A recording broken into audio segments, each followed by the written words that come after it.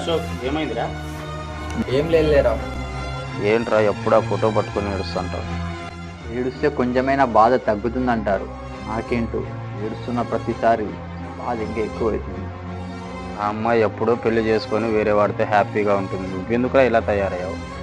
ఒక అమ్మాయి అబ్బాయిని మర్చిపోవడానికి మార్గం పెళ్ళైతే, అదే ఒక అబ్బాయి అమ్మాయిని మర్చిపోవడానికి మార్గం చావు మాత్రమే రా.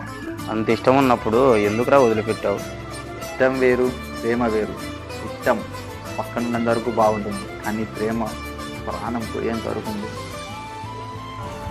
కొన్ని గంటలు ఆ చందమామ బంద్ అయితేనే ఈ ప్రపంచం చూడలేకపోతుంది. అలాంటిది నా చందమామ ఇంకోటి శాశ్వతంగా బంద్ అయింది. జస్ట్ బతుకుతున్నామమ్మ తన జ్ఞాపకాలతో.